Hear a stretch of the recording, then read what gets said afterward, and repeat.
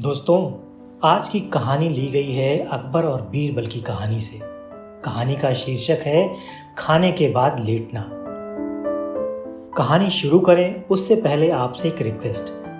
अगर आप चैनल पर नए हैं तो हमारी चैनल को सब्सक्राइब ज़रूर कीजिएगा और साथ में बेल आइकन को भी क्लिक कीजिएगा, जिससे कि जैसे ही कोई नई कहानी अपलोड हो आपको उसका नोटिफिकेशन तुरंत मिल जाए। तो आइए शुरू करते हैं हमारी कहानी। किसी समय बीरबल ने अकबर को ये कहावत सुनाई थी कि खाकर लेट जा और मार कर भाग जा। ये सयाने लोगों की पहचान है। जो लोग ऐसा करते हैं जिंदगी में उन्हें किसी भी प्रकार का दुख नहीं उठाना पड़ता। एक दिन अकबर को बीरबल की ये कहावत अचानक ही याद आ गई। दोपहर का समय था। उन्होंने सोचा बीरबल अवश्य ही खाना खाने के बाद लेटता होगा। आज हम उसकी इस बात को गलत सिद्ध कर देंगे। उन्होंने एक नौकर को अपने पास बुलाकर पूरी बात समझाई और बीरबल के पास भेज दिया। नौकर ने अकबर का आदेश बीरबल को सुना दिया। बीरबल बुद्धिमान तो थे ही, उन्होंने समझ लिया कि बादशाह ने उन्हें तुरंत क्यों आने के लिए कहा। इसलिए बीरबल ने भोजन करके नौकर से कहा, ठहरो, मैं कपड़े बदलकर तुम्हारे साथ ही चल रहा हूं। उस दिन बीरबल ने पहनने के लिए चुस्त पजामा चुना। पजामे को पहनने के लिए वो कुछ देर के लिए बिस्तर पर लेट गए। पजामा पहनने के बहाने वे काफी देर बिस्तर पर लेटे रहे, फिर नौकर के साथ चल दिए। जब बीरबल दरबार में पहुंचे तो अकबर ने कहा, कहो बीरबल, खाना खाने के बाद आज भी लेटे या नहीं? बिल्कुल लेटा था जहांपना। बीरबल की बात सुनकर अकबर ने क्रोधित स्वर में कहा, इसका मतलब तुमने हमारे हुक्म की अवहेलना की है। हम तुम्हें इसकी सजा देंगे। जब हमने खाना खाकर तुरंत बुलाया फिर तुम लेटे क्यों? बादशाह सलामत, मैंने आपके हुक्म की अवहेलना कहाँ की? मैं तो खाना खाने के बाद कपड़े पहनकर सीधा आपके पास ही आ रहा हूं। आप तो पैगाम ले जाने वाले से पूछ सकते हैं। अब ये अलग बात है कि ये चुस्त पैजामा पहनने के लिए मुझे लेटना पड़ा था। बीरबल ने सहज भाव में उत्तर दिया। अकबर बादशाह बीरबल की चतुराई को समझ गए और मुस्कुरा पड़े।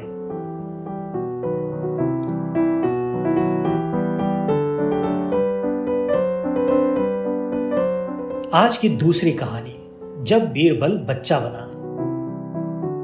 एक दिन बीरबल दरबार में देर से पहुंचा। जब बादशाह ने देरी का कारण पूछा तो वो बोला, मैं क्या करता हुजूर, मेरे बच्चे आज जोर जोर से रोकर कहने लगे कि दरबार में न जाऊं। किसी तरह उन्हें बहुत मुश्किल से समझा पाया कि मेरा दरबार में हाजिर होना कितना जरूरी है। इसी में मुझे काफी समय लग गया और इसलिए मुझे आने में देर हो गई। बादशाह को लगा कि बीरबल बहानेबाजी कर रहा है। बीरबल के इस उत्तर से बादशाह को तसल्ली नहीं हुई। वे बोले, मैं तुमसे सहमत नहीं हूं। किसी भी बच्चे को समझाना इतना मुश्किल नहीं जितना तुमने बताया। इसमें इतनी देर तो लग ही नहीं सकती। बीरबल हंसता हुआ बोला, हुजूर, बच्चे को गुस्सा करना या डपटना तो बहुत सरल है, लेकिन किसी बात को विस्तार से समझाना बेहद कठिन होता है। अकबर बोले, मूर्खों जैसी बात मत करो। मेरे पास कोई बच्चा लेकर आओ, मैं तुम्हें दिखाता हूं कि कितना आसान है ये काम। ठीक है जहांपना, बीरबल बोला, मैं खुद ही बच्चा बन जाता हूं और वैसा ही व्यवहार करता हूं।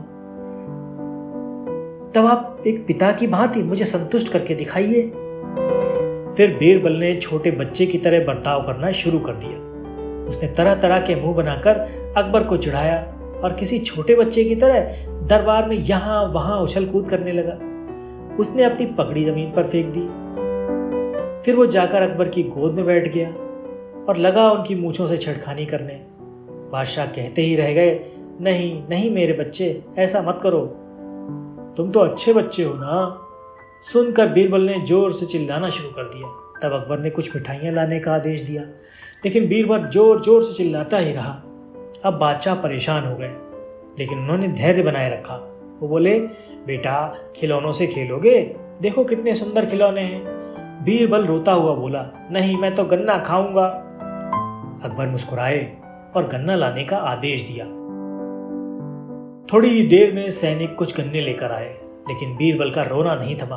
वो बोला, मुझे बड़ा गन्ना नहीं चाहिए, छोटे छोटे टुकड़ों में गन्ना दो। अकबर ने एक सैनिक को बुलाकर कहा वो एक गन्ने के छोटे छोटे टुकड़े कर दे।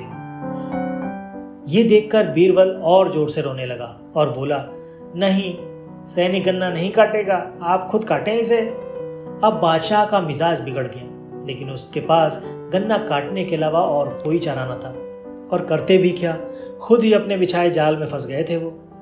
गन्ने के टुकड़े करने के बाद उन्हें बीरबल के सामने रखते हुए अकबर बोले, लो इसे खा लो बेटा। अब बीरबल ने बच्चे की भांति मचलते हुए कहा, नहीं, मैं तो पूरा गन्ना ही खाऊंगा। बादशाह ने एक साबुत गन्ना उठाया और बीरबल को देते हुए बोले, लो पूरा गन्ना और रोना बंद करो। लेकिन बीरबल रोता हुआ ही बोला, नहीं, मुझे तो इन छोटे छोटे टुकड़ों से ही साबुत गन्ना बना कर दो। कैसी अजब बात करते हो तुम, ये भला कैसे संभव है?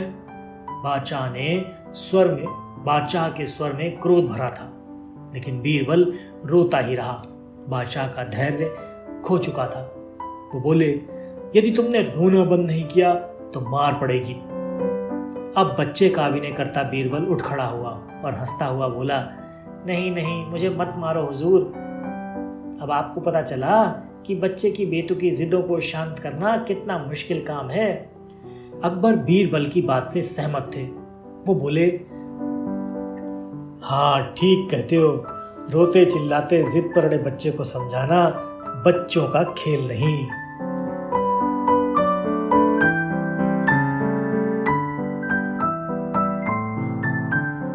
आज की तीसरी और अंतिम कहानी, जितनी लंबी चादर उतने पैर पसारो। बादशाह अकबर के दरबारियों को अक्सर ये शिकायत रहती थी कि बादशाह हमेशा बीरबल को ही बुद्धिमान बताते हैं, औरों को नहीं। एक दिन बादशाह ने अपने सभी दरबारियों को बुलाया और 2 हाथ लंबी 2 हाथ चौड़ी चादर देते हुए कहा, इस चादर से तुम लोग मुझे सर से लेकर पैर तक ढक दो तो मैं तुम्हें बुद्धिमान मान लूंगा।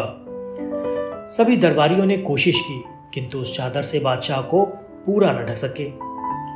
सिर छिपाते तो पैर निकल आते और पैर छिपाते तो सिर चादर से बाहर आ जाता। आड़ा तिरछा लंबा चौड़ा हर तरह से सभी ने कोशिश की, किंतु सफल ना हो सके।